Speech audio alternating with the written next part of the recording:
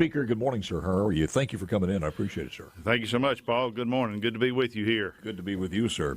I don't know, one of the pieces of legislation I saw over the weekend that was a little bit surprising, one major piece of legislation that may die with tomorrow's deadline is HCR 39, House Concurrent Resolution 39, bill to replace the state's initiative process.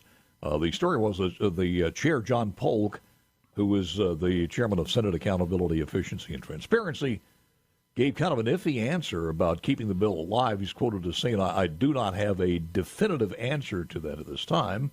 Tomorrow's the deadline for bills approved by one chamber to pass out of the committee of the other chamber. If it dies, the only way it would not be dead is if the body suspends the rules, which is about as hard as trying to get Alec Baldwin to be a spokesman for the NRA. So your thoughts on that? Well, this is to remind people what that does. This restores the initiative process. As we all know, the initiative process was struck down by the Supreme Court in the medical marijuana situation. The initiative gives the citizens the right to put policy issues before the public for a vote. And many of our citizens believe that is a sacred right, an important right. We in the House passed a resolution that restores that right. So we'll see what the Senate does with it. It's in their hands now. You have any idea? Have you heard anything about that as far as the other than what you just mentioned? That's all I've heard. And that's it. I think we in the House have shown that we believe that to be an important right of the citizens. We have worked and voted to restore that. We'll see if the Senate shares that view or not. I do want to get your views on this. When I did contact the Lieutenant Governor over the weekend, since it was Senator Younger in the Senate, but your thoughts on the story that I just read as far as the Black Prairie wildlife management, that Senator Younger would like to have public hearings to sell that to private entities.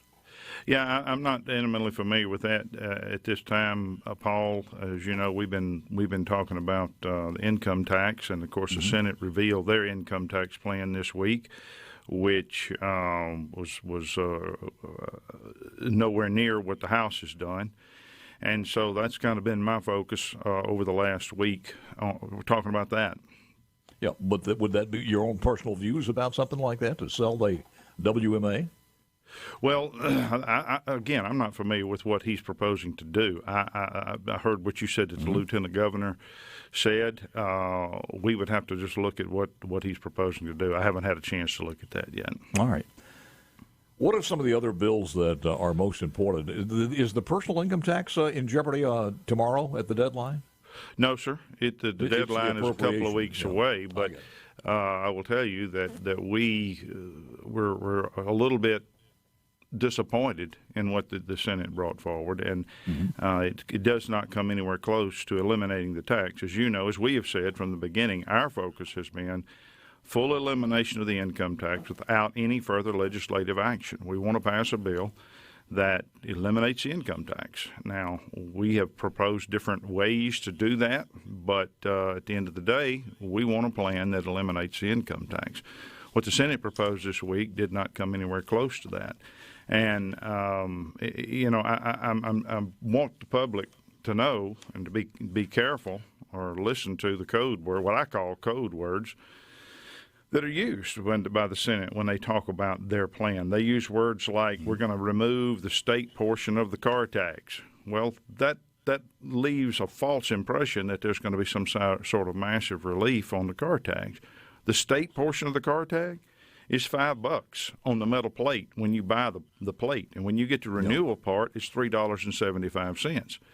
That I have challenged them. Use the numbers. Why are you trying to hide behind the numbers? Just use the number. The House plan cuts your car tag in half.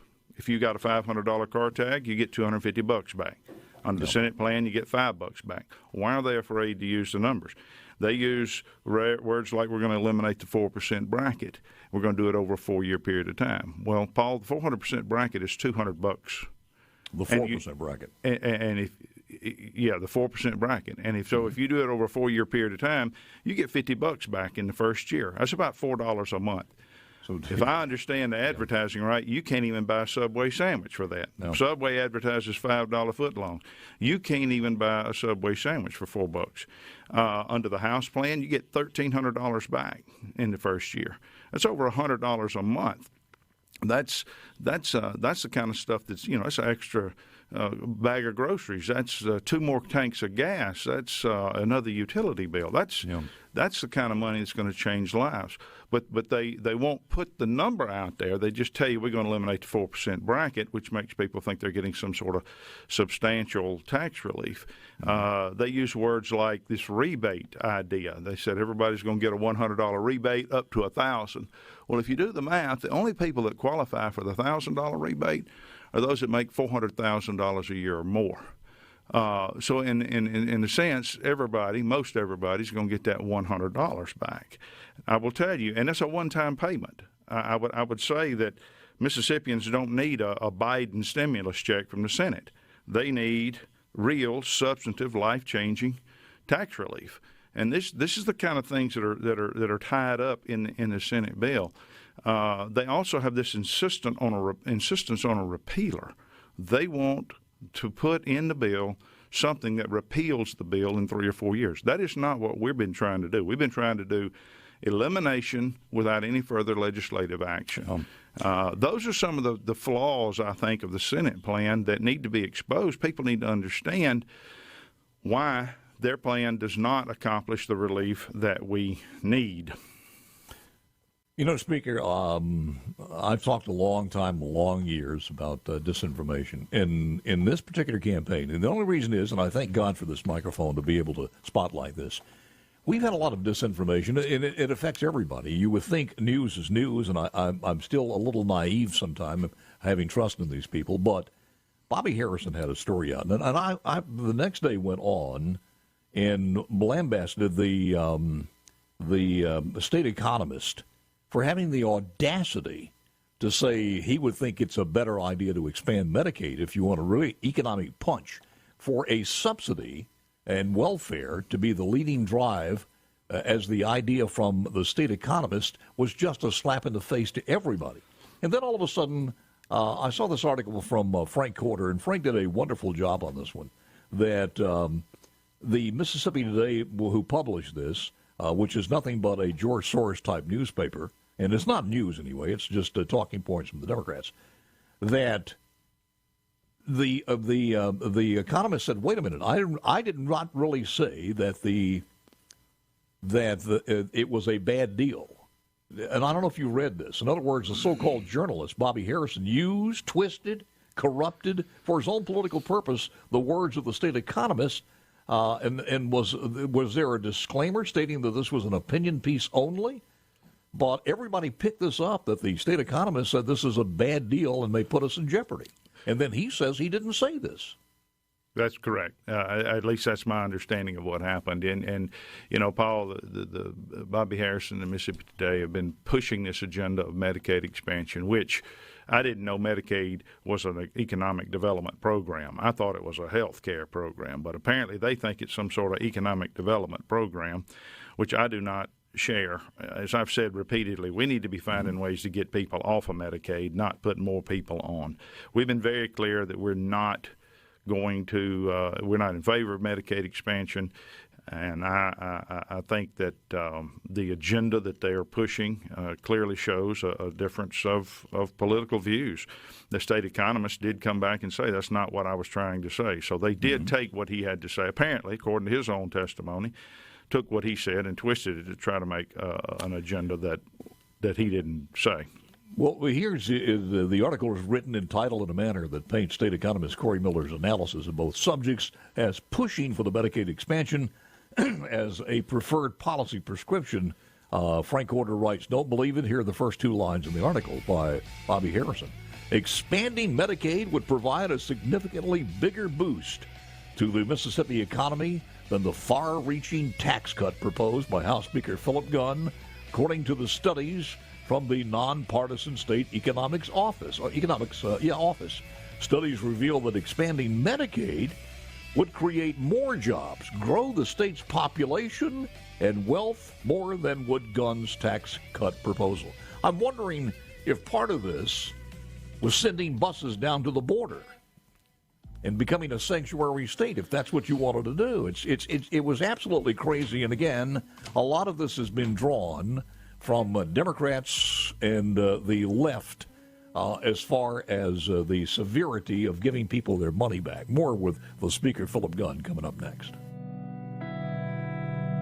Sir. Back with let me put the end of this one on the story here. As far as to me, to be honest with you, disinformation in a time when we need to make important decisions on important matters is a disservice to the point where I just find it deplorable, and I hate that. And believe me, if the House's version was a slap in the face at a 4%.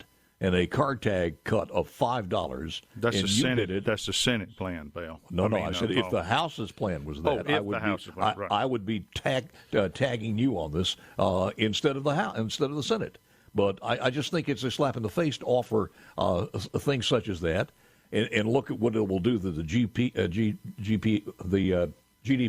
Nothing. How much money will be coming back into to be able to be turned over? Well, I think that's exactly right, Paul. This is an attempt to pull the wool over the eyes of the Mississippians and make them think that they got tax relief when they really did not. Yep. Give a 5% break on the car tag is nothing when we stand to give them 250 or half, whatever half is, to give them elimination of the 4% bracket, which puts $50 in their pocket in the first year. Versus $1,300 a year under the House plan is again trying to deceive, and that's the one I was trying to make in the first segment. Is look at the code words. They won't use the numbers. They just say we're going to get rid of the state portion of car tax. We're going to get rid of the 4% bracket. We're going to give you a rebate. That's what Joe Biden did. He gave a rebate, a stimulus check, if you will, and this is a strategy that Joe Biden used to send stimulus checks out to everybody and make them think that they got some real relief. This is not what we're talking about on the House side. By the way, Paul, we can sit here and talk numbers all day long, but the week we passed our plan, second week of the session, 8 or 9 different organizations came out with a letter, and I'm holding it up for those who are watching on the live stream, endorsing our plan and using the words, I counted in here 5 times, the use of the words either elimination of income tax or without an income tax. This is Americans for Tax Reform, Taxpayers Alliance, Americans for Prosperity, Empower Mississippi, the American Conservative Union, NFIB, the Small Business Administration, National Taxpayers Union, Bigger Pie Forum, Mississippi Center for Public Policy. We've also seen automobile dealers and come out and endorse the plan. We've had Gerard Gilbert, one of the guys that is employed by SuperTalk, even testify to this. Yeah. If the people get tired of hearing the House and Senate go back and forth, just look at the people who are not involved in the legislative process who have come out and endorsed the House plan. Now, the question arises, where's the letter after the Senate passed their plan this week? Where's the letter endorsing the Senate plan? There's not one. So I think it's clear. I've also been frustrated with the flat-out misrepresentations that have been made by some of the senators in the public, and some of them actually on this show. I've got a list here of 6 different statements that have been made that are just not right. For example, both the Lieutenant Governor and Senator Philip Gunn have repeatedly said the House plan doesn't provide immediate relief. That's false. In the first year of our plan, you get $1,300 back if you're making $40,000 a year. Both the Lieutenant Governor and Senator Philip Gunn and McMahon stated the House plan raises taxes. We've shown the numbers, Paul. The net effect of our plan in the first year is a $250 million tax cut. In the second year, it's a $665 million tax cut. The net effect returns more money to the taxpayers than any time in our history. It's the largest tax cut in history. They claim that our plan is based on one-time surplus money. That is just not true. Everything we do is based on recurring revenue. They keep talking about the ARPA funds and other federal monies, but we don't rely upon those funds in our plan. They claim the state budget will go into a deficit. That's not true. When you use the numbers, the actual collections, it shows there is no deficit. Senator McMahon said that the cities and counties would be hurt because we cut the car tag in half. That's not true. Part of that 1.5-cent sales tax is used to replace those funds for the cities and the counties. Senator Bryan has said repeatedly that eliminating the income tax will not do anything to increase population. That's just not true. You look at the states that don't have an income tax, they had the highest growth in population in the last census. And we see continued economic explosion among those states that don't have an income tax. Mm-hmm. So all those things that have been said that are just blatantly false, they're just not true. The latest attempt, Paul, is this report by Corey Miller that they tried to put out. I will say this. Every excuse that has been put up, we keep knocking it down. Every time they try to raise some concern over our plan, we have been able to refute that and knock it down. And they're running out of excuses. The latest attempt was a report by Corey Miller claiming that there's going to be some sort of crisis on the horizon. Okay, well, if that's true, then we don't need to be spending all this money. We need to be preparing for that. We need to be saving for that. Joseph in the Bible knew that the famine was coming, and he put the grain in the storehouse. I mean, if that's true, then we need to be conserving and not spending. Yet the actions of the Senate don't back that up. They passed a $350 million road plan recently. We had talked about the ARPA funds, and we believe we ought to spend about half of it. We thought they were in agreement with us on that, but they brought out a plan to spend every dime of it. They talked about protecting the budget. They continue to talk about protecting the budget, which is code for protect spending. They gave themselves a pay raise. They passed a teacher pay raise. They're spending money right and left. So the actions are contradictory to what they're saying. If there's a crisis coming, we need to conserve. So, Paul, I would say this. Mississippi's been in last place for a long time, and we're going to stay there unless we do something bold and daring. We need bold and daring leadership. We need to have the guts to make change. And this income tax elimination is a game changer. It will transform lives. It will put us on the road to getting out of last place. As Republicans, we profess that we believe in being responsible, staying within our means. We believe in less government, less tax. We believe in less spending, free markets. Those are all Republican concepts. Let me butt in here for just because what the state economist said, and you are right. You have a lot of people on your side who like the House plan. But a lot has been said of the state economist because it's been picked up by every television station, every small paper, every larger paper in the state has been repeated. And at the end of the day, the quote from the state economist is he said, what I will say as state economist, I'm not trying to make that case or take a position. He said whether a person thinks Medicaid or eliminating the tax is better, he says he's never said that one way or the other. So you would have to go by his words on here and just think anything that you saw from Bobby Harrison was a bit jaded in his personal opinion one way or the other. Let me say one thing. What is our workforce participation in the state? We have as far as I know, you probably know better than I, but we have the worst workforce participation rate in the United States of America. And I think it's in the, near 40-something%, which means almost half of the people in the state are not working. Many of them could work. They are not working.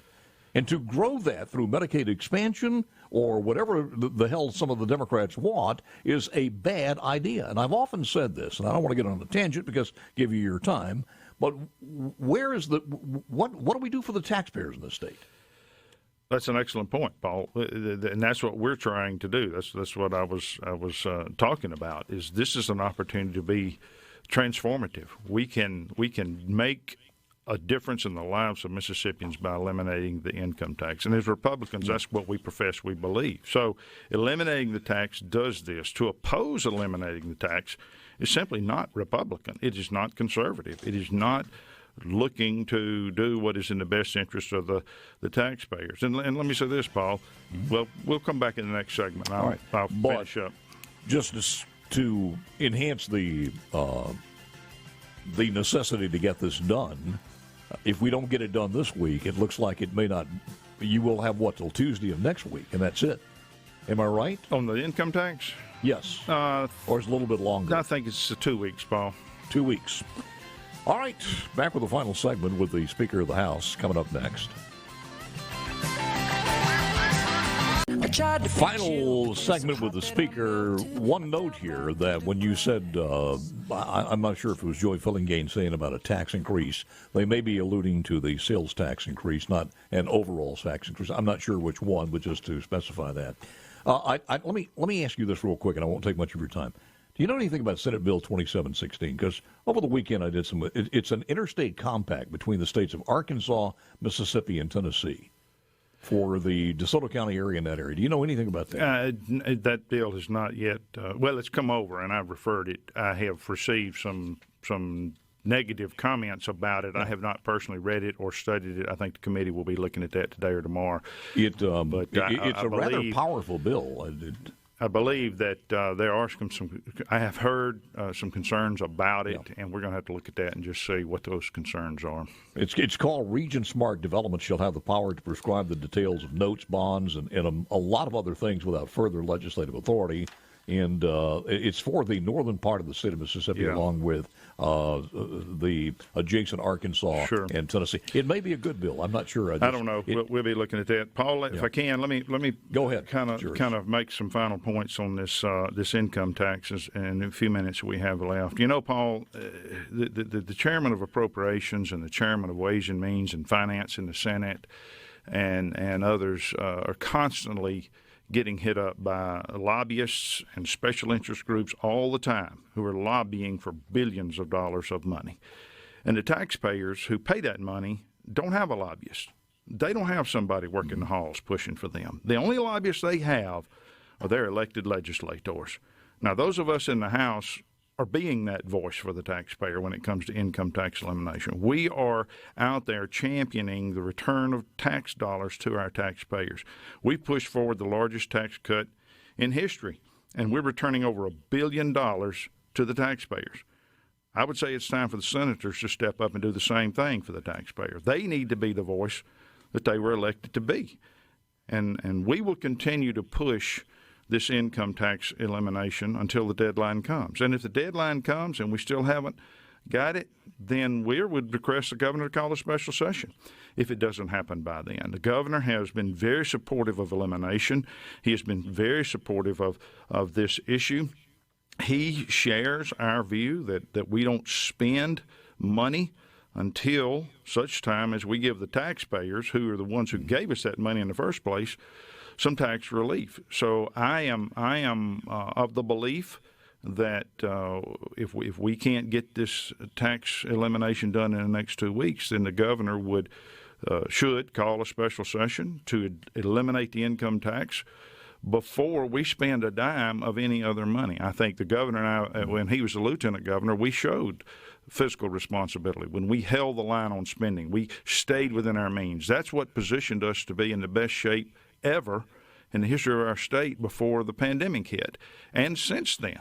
So the governor has a history of not spending money until such time as we give some tax relief. He and I together worked on eliminating the 3% bracket 6 years ago. So I believe that the time is now. If we can't get it done between now and the next 2 weeks, then we would hope that the governor would call a special session on income tax elimination before we spend a dime of ARPA money or capital expense money or anything else. I think it's that important. We owe the taxpayers some tax relief, return of their tax dollars before we spend another dime of increase in their money.